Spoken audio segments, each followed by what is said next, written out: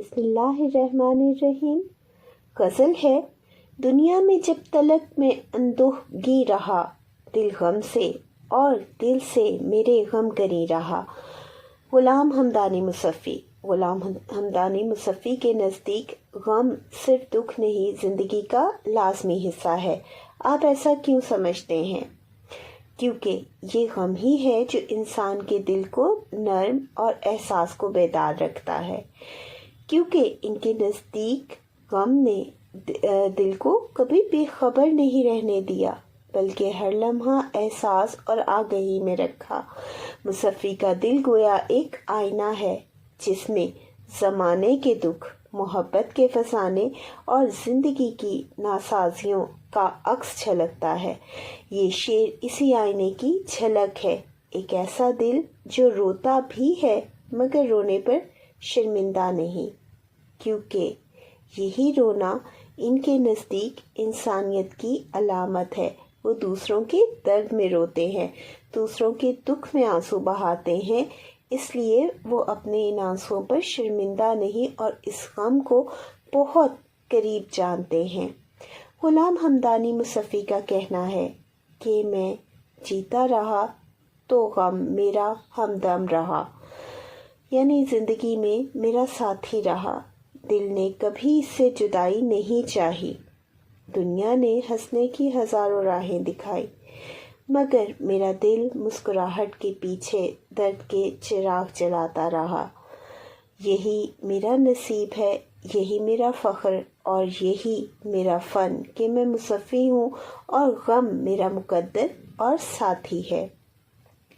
بقول خواجہ میر درد، زندگی ہے یا کوئی طوفان ہے، ہم تو اس جینے کے ہاتھوں مر چلے۔ اب یہ تو تھا ایک پہلو، اب ہم اسے ایک اور زاویے سے بھی دیکھیں گے، اور اگر اس شعر کو عشق حقیقی کے پس منظر میں دیکھیں تو شاعر کا غم فراق الہی کا غم ہے، اور وہ درد جو عارف کو وصال حق تک مضطرب رکھتا ہے، یہ وہ کیفیت ہے۔ یہ غم دراصل ایک مقدس جذبہ ہے جو انسان کو پاک، عاجز اور بیدار رکھتا ہے، کہ یعنی یہ جو غم ہے نا عشق حقیقی میں، یہ انسان کو پاک مقدس جذبہ ہے یہ، اور انسان کو عاجز اور بیدار رکھتا ہے۔ یوں غم اس کے دل سے جدا نہیں ہوتا، کیونکہ یہی غم اسے اپنے خالق سے جوڑتا ہے۔ صوفیہ اور اولیاء کا خیال ہے کہ عشق حقیقی کا جو غم ہے، محبوب کی جو طلب ہے، جو تڑپ ہے، وہ ہمیں اپنے خالق کے رنگ میں ڈھلنے میں مدد دیتی ہے۔ تو آپ اس خیال کو عشق حقیقی کے پس منظر میں پیش کر رہے ہیں۔ بقول ذہین شاہ تاجی، ہر تمنا عشق میں حرف غلط، عاشقی میں معنی حاصل فریب۔ اگر اسی شعر کو ہم عشق مجازی میں دیکھیں تو مصفی گویا اپنے محبوب کی جدائی یا بے وفائی کا ماتم کر رہے ہیں، تو کہتے ہیں کہ محبوب کی یاد، جدائی کا درد اور انتظار کا غم، یہ سب میری روح کا حصہ بن گئے ہیں۔ اب غم میرا دشمن نہیں، بلکہ محبوب کی یاد کا آخری نشان ہے۔ بقول فیض احمد فیض، دونوں جہاں تیری محبت میں ہار کے، وہ جا رہا ہے کوئی شب غم گزار کے۔ رونے سے کام بس کے شب اے ہم نشیں رہا، آنکھوں پہ کھینچتا میں سرے آستین رہا۔ یہ شعر مصفی کے درد کی خوبصورت مثال ہے، اور ہم یہاں حوالہ دیکھیں گے عشق مجازی کا، جس میں وہ اپنے دل کی گہرائیوں سے نکلتے ہوئے غم کو سادہ مگر منفرد انداز میں بیان کر رہے ہیں۔ آستین عشق مجازی میں عاشق کے غم اور تنہائی کی علامت ہے۔ محاورہ آنکھوں پہ آستین رکھنا یعنی بار بار آنسو پوچھنا۔ کیفیت، یہ شعر عاشق کی شب فراق، جدائی کی رات کا منظر پیش کرتا ہے۔ عشق مجازی کے پس منظر میں یہ شعر محبوب کی جدائی کے غم کو بیان کرتا ہے۔ عاشق رات بھر محبوب کی یاد میں روتا رہا، آستین آنسوؤں سے تر ہو گئی اور نیند ان کی آنکھوں سے غائب رہی۔ یہ کیفیت عشق مجازی میں رنج اور تنہائی کو ظاہر کرتی ہے کہ یعنی یہاں کیا احساس پیدا ہو رہا ہے کہ ان کی تنہائی کا اظہار ہے۔ شاعر کا کہنا ہے، اے دوست، اے محبوب، شب بھر میرا دل غم سے بھرا رہا، تیری یادوں نے دل کو گھائل کر رکھا تھا، رونے کے سوا کوئی چارہ نہ تھا، سو میں روتا رہا، میری آستین آنسوؤں سے تر ہو گئی۔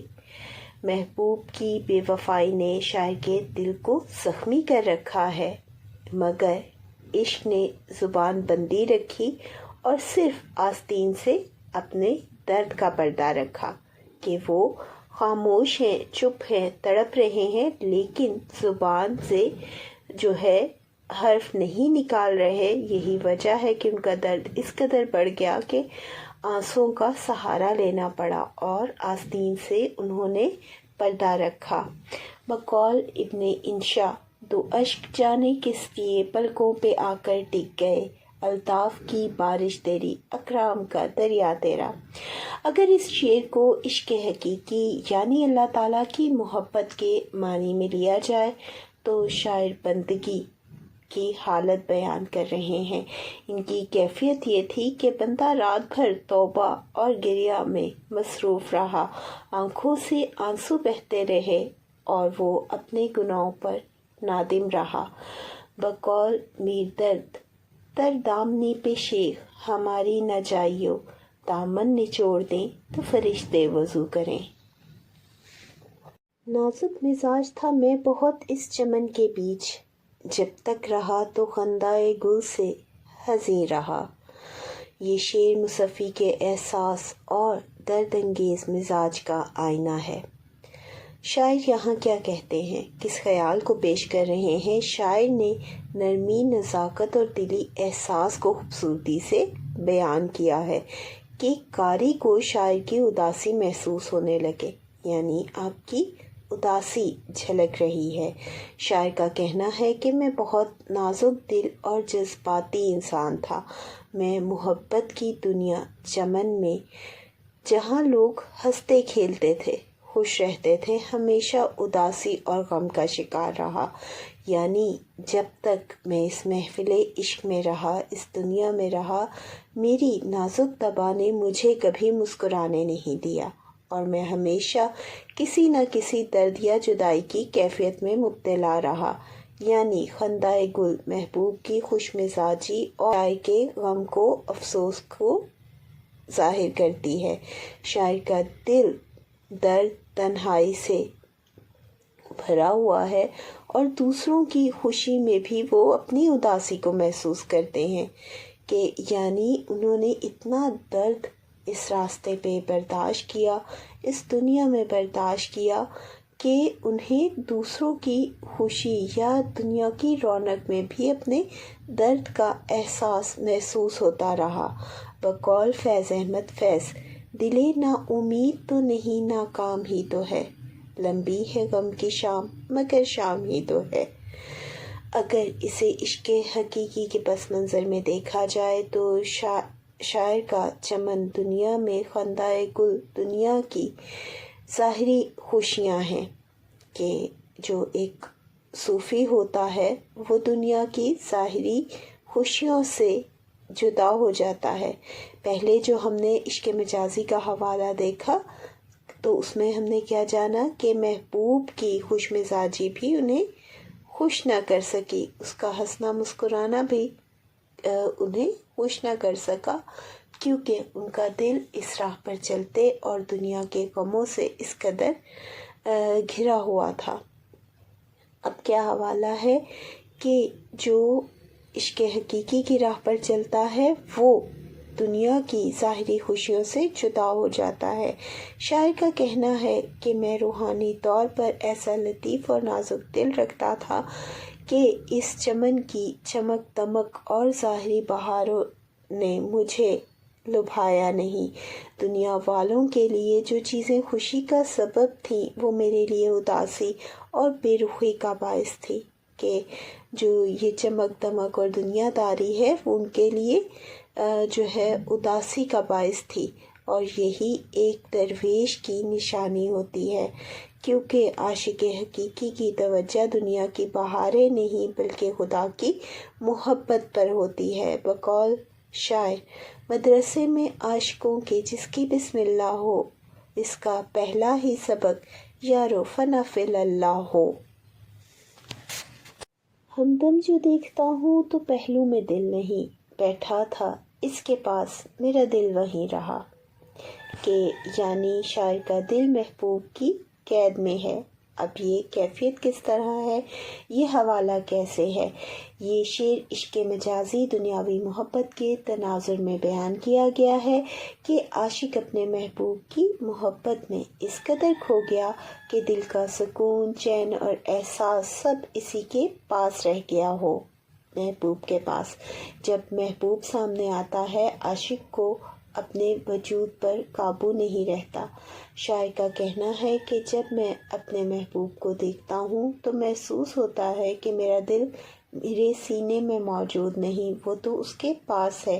اس کی وجہ یہ ہے کہ جب میں ایک بار اس کے پاس بیٹھا تھا تو میرا دل وہیں رہ گیا، یعنی میرا دل محبوب کے قرب میں اس قدر محو اور محصور ہو گیا کہ میرے پاس واپس پلٹ کر نہیں آیا۔ یہ شعر عشق میں دل کی بے خودی اور عاشق کے جذبات محبت کو نہایت سادگی مگر گہرائی کے ساتھ ظاہر کرتا ہے۔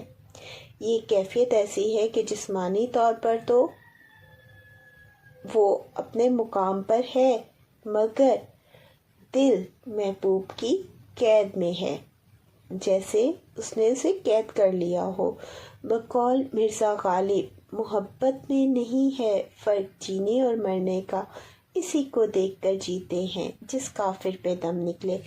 آخر کو ہو کے لالا اگا نو بہار میں، ہونے شہید عشق نہ زیر زمیں رہا۔ غزل کے لغوی معنی ہے محبوب سے باتیں کرنا، لیکن آہستہ آہستہ اس کا دامن وسیع ہوتا گیا اور اس میں دیگر مضامین بھی شامل کیے جانے لگے۔ اب یہاں پر حوالہ ہے شہید کا جو اللہ کی محبت میں جان دے، اور اس کے رنگ کا کہ وہ کس طرح دنیا میں اجالا کرتا ہے۔ لالا اگنا ایک تصویری تشبیہ ہے۔ محبت کو پھول کی مثال میں پیش کیا گیا ہے کہ جو محبت ہے وہ پھول کی مثال میں بیان کی جا رہی ہے۔ ایسا پھول جو موسم بہار میں اگے، یعنی وہ حالت وقوع جو وقت اور حالات کے باوجود سرفرازی پاتا ہے، کہ حالات کچھ بھی تھے، وقت کچھ بھی تھا، لیکن وہ سرفراز ہوا۔ اگر ہم اس شعر کو عشق حقیقی یعنی اللہ کی محبت کے پس منظر میں دیکھیں تو شاعر کا کہنا ہے کہ جو بندہ عشق الہی میں فنا ہو جاتا ہے، اس کی روح اور قربانی ضائع نہیں جاتی۔ اللہ اس کی یاد کا اثر اس کی روحانیت کو زندہ رکھتا ہے، کہ اللہ تعالیٰ اس کی یاد کے اثر کو قائم رکھتے ہیں اس دنیا میں اور اس کی روحانیت کو زندہ رکھتے ہیں۔ یوں اس کا خون شہادت لالا بن کر بہار میں کھلتا ہے، کہ بہار میں بھی اس شہادت کا رنگ نظر آتا ہے، یعنی اللہ کے عشق کی خوشبو دنیا میں پھیلتی ہے۔ یہ شعر ہمیں یہ درس دیتا ہے کہ سچا عاشق ہمیشہ زندہ رہتا ہے۔ عاشق حق اگر مر بھی جائے تو اس کا پیغام، اس کی قربانی، اس کی یاد نئی زندگی پیدا کرتی ہے، کہ جو اس نے پیغام دیا، جو اس نے قربانی دی، وہ نہ صرف یاد رہتی ہے بلکہ نئی زندگی پیدا کرتی ہے۔ جیسے بہار میں سوکھی زمین سے پھول نکل آتے ہیں۔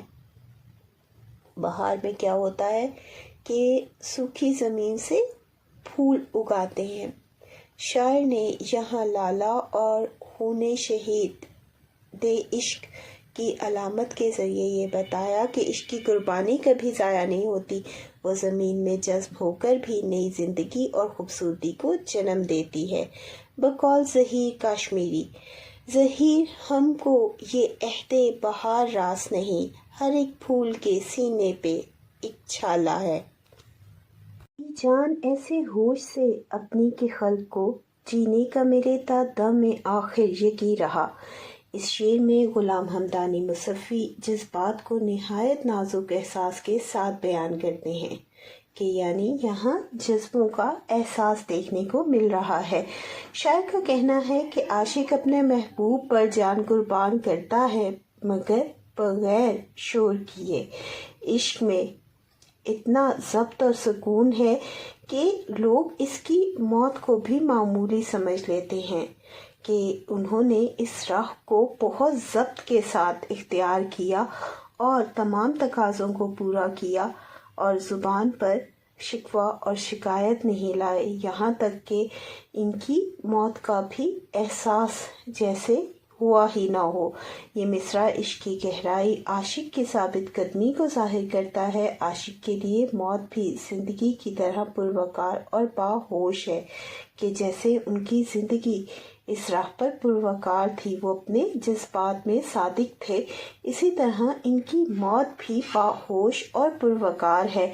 بقول فیض احمد فیض، دونوں جہاں تیری محبت میں ہار کے، وہ جا رہا ہے کوئی شب غم گزار کے۔ اب اسی شعر کو ہم دوسرے حوالے عشق حقیقی کے پس منظر میں دیکھیں گے۔ یہ شعر اس مقام کی طرف اشارہ کرتا ہے کہ اگر اس حوالے کو لیا جائے تو یہ اشارہ ہے اس مقام کی طرف جہاں بندہ رضائے الہی میں اپنی جان دیتا ہے، وہ فنا میں بھی مطمئن اور پرسکون رہتا ہے کیونکہ اسے یقین ہے کہ اصل زندگی تو اسی فنا میں ہے۔ اولیاء اور صوفیہ کے نزدیک جو فنا ہونا ہے وہ حقیقی بقا کی علامت ہے۔ تو یہ حوالہ ہمیں دیکھنے کو ملے گا۔ داغ دہلوی، عاشقی سے ملے گا اے زاہد، بندگی سے خدا نہیں ملتا۔ شاعر نے اپنی وفات اور عشق کی انتہا کو ایسے انداز میں بیان کیا ہے کہ موت بھی زندگی کا گمان دینے لگتی ہے، یعنی عشق نے ایسا وقار، سکون اور دوام عطا کیا کہ لوگ مرنے کے بعد بھی اسے زندہ سمجھتے ہیں یا ان کی داستان عشق قائم ہے۔ آنکھوں میں روک کیوں کر دل اپنے کو مصفی، میرے کہے میں اب تو میرا دل نہیں رہا۔ اس شعر میں غلام حمدانی مصفی نے دل کی کیفیت اور عشق کی بے اختیاری اور جذبات کی شدت کو بیان کیا ہے کہ بنیادی طور پر ہمیں ان کے جذبات دکھ رہے ہیں۔ جب انسان عشق میں مبتلا ہوتا ہے، محبت کی راہ کو اپناتا ہے تو اس کی کیا کیفیت ہوتی ہے، تو اس کا دل اس کا قابو نہیں رہتا۔ یہی مقام شاعر پر بھی آ چکا ہے اور آپ اس کا اظہار کر رہے ہیں۔ مصفی اپنے دل یا دنیا سے مخاطب ہو کر کہتے ہیں کہ وہ مخاطب اپنے دل سے بھی ہو سکتے ہیں یا دنیا سے بھی، کہ میں اپنے دل کو کیسے روک سکتا ہوں کیونکہ اس پر قابو رکھنا میرے اختیار میں نہیں، کیونکہ اب دل میری مرضی کے تابع نہیں رہا بلکہ محبوب کے اختیار میں جا چکا ہے۔ آپ نے اس سچائی کے ساتھ اس راہ کو اپنایا ہے۔ یہ محبت کا اثر ہے کہ دل جس طرف محبوب کی کشش ہوتی ہے وہیں کھنچ جاتا ہے اور اسی کا آپ اظہار کر رہے ہیں۔ یہ کیفیت ہے کہ عاشق خود اختیار نہیں رکھتا، جذبات غالب آ جاتے ہیں کہ ان کے جو جذبات ہیں، جو احساسات ہیں، وہ غالب آ چکے ہیں۔ یہی وجہ ہے کہ وہ محبوب کی طرف کھنچ رہا ہے، محبوب کی محبت سب فیصلوں پر حاوی ہو جاتی ہے۔ بقول مرزا غالب، پھر اسی بے وفا پہ مرتے ہیں، پھر وہی زندگی ہماری ہے۔ اب اسی شعر کو عشق حقیقی کے پس منظر میں دیکھیں، کیونکہ کیفیت محبت کی ہے تو اب عشق حقیقی میں اس کا کیا حوالہ ہوگا۔ تو مصفی اس شعر میں اپنی کیفیت کا اظہار کر رہے ہیں کہ جب دل عشق حقیقی یعنی اللہ کی محبت میں ڈوب جائے تو پھر انسان کی اپنی خواہشات باقی نہیں رہتی، کہ پھر وہ مقام آتا ہے کہ دنیاوی خواہشات ختم ہو جاتی ہیں اور یہی جو فنا ہے اصل میں بقا ہے۔ دل کے فیصلے انسان نہیں رب کی محبت کرتی ہے، کہ پھر جو ہے جب ہم عشق حقیقی کی کیفیت میں ہوتے ہیں تو دل کے فیصلے انسان نہیں رب کی محبت کرتی ہے۔ شاعر کا کہنا ہے کہ یہ دل اب دنیا میں نہیں جڑتا، بلکہ ہر لمحہ محبوب حقیقی کی طرف مائل رہتا ہے کہ دنیا سے اب لگاؤ ختم ہو گیا ہے، اصل اختیار پروردگار کا ہے، عاشق صرف اس کی محبت کا ایک وسیلہ ہے۔ بقول شاہ نیاز احمد بریلوی، مدرسے میں عاشقوں کے جس کے بسم اللہ ہو، اس کا پہلا سبق ہی یارو فنا فی اللہ ہو۔ یارانے گرم رو تو سب آگے نکل گئے، ان میں نہ ننگ قافلہ پیچھے کہیں رہا۔ یہ شعر عاجزی، خود احتسابی اور روحانی احساس کمزوری کو خوبصورت انداز میں بیان کرتا ہے۔ شاعر نے اپنی محرومی اور پیچھے رہ جانے کی کیفیت کو نہایت درد بھری سادگی سے بیان کیا ہے۔ اب یہ درد کیا ہے؟ شاعر کا کہنا ہے کہ میرے وہ دوست جو جوش و جذبے سے بھرے ہوئے تھے، یعنی عشق کی راہ پر، وہ اپنی منزل کی طرف تیزی سے بڑھتے ہوئے مجھ سے بہت آگے نکل گئے کہ انہوں نے اپنی محبت اور سچائی کو جو ہے کامیاب کروا لیا اور بہت مجھ سے آگے نکل گئے۔ میں کم ہمت اور کمزور رہا، یہاں تک کہ قافلے کے لیے باعث شرم بن کر بہت پیچھے رہ گیا کہ وہ اس مقام پر نہیں پہنچ سکے، اور اس مقام کو حاصل نہ کرنے کا درد ہمیں اس شعر میں نظر آتا ہے۔ یہ شعر زندگی کے سفر روحانی، اب یہ سفر ہے کیا؟ یہ روحانی سفر ہے، یہ اولیاء، یہ درویش، یہ صوفیہ کا سفر ہے جس کا آپ حوالہ پیش کر رہے ہیں۔ یہ شعر زندگی کے سفر، روحانی ترقی یا عشق کی راہ کی علامت ہے۔ عشق حقیقی کی راہ مصفی اس میں اپنی روحانی یا عشق میں ناکامی کا اعتراف کر رہے ہیں۔ اگر اس شعر کو عشق حقیقی، اللہ کی محبت میں دیکھیں تو مفہوم یہ بنتا ہے کہ دوسرے اہل دل اور عارفین معرفت الہی کی منزلوں تک پہنچ گئے، مگر میں اپنے گناہوں، کمزوریوں اور غفلت کی وجہ سے پیچھے رہ گیا کہ دوسرے عارفین تو معرفت الہی کو پا گئے، لیکن میں اپنے گناہوں اور کمزوریوں اور غفلت کے باعث پیچھے رہ گیا۔ اس کا آپ کو درد ہے، احساس ہے اور دکھ ہے جس کا آپ اظہار کر رہے ہیں۔ فراق گورکھ پوری۔ کوئی سمجھے تو ایک بات کہوں، عشق توفیق ہے، گناہ نہیں۔ اگر اسے عشق مجازی کے پس منظر میں دیکھا جائے، اسی شعر کو اگر اب ہم اس حوالے سے دیکھیں تو شاعر کا کہنا ہے کہ دوسرے عاشق اپنی محبت میں ثابت قدم رہ کر کامیاب ہو گئے، مگر میں بہت کم ہمت ثابت ہوا جو اس کٹھن راہ کو، اس آزمائشوں کو پار نہیں کر سکا اور اپنی منزل تک پہنچنے میں ناکام رہا۔ بقول شاعر ہے اذیت، مصیبت، ملامت، بلائے، تیرے عشق میں ہم نے کیا کیا نہ دیکھا۔